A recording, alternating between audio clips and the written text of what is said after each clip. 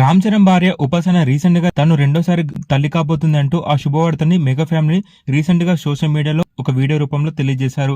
ఆ వీడియోలో మన టాలీవుడ్ సెలబ్రిటీస్ అంతా ఉపాసనకు కంగ్రాచులేషన్స్ తెలియజేయడానికి మెగా ఫ్యామిలీ ఇంటికి విజిట్ అయ్యారు. అయితే ఇప్పుడు ఉపాసన 2 నెలల గర్భవతి, అలాగే ఇంకొన్ని నెలల్లో ఇద్దరు ట్విన్స్ బేబీకి జన్మనివ్వబోతున్నట్టు ఆ శుభవార్త కూడా నిన్న వీడియోలో చెప్పుకొచ్చారు. ఉపాసన రామ్ చరణ్ కి ఆల్రెడీ 10 నెలల పాప కూడా ఉన్నది. తనకి క్లింకారా అని నామకరణం కూడా చేయడం జరిగింది. అయితే ఇప్పుడు ఉపాసన మరో 8 నెలల్లో ఇద్దరు ట్విన్స్ బేబీకి జన్మనివ్వబోతున్నట్టు ఆ శుభవార్తని నిన్న చెప్పుకొచ్చారు.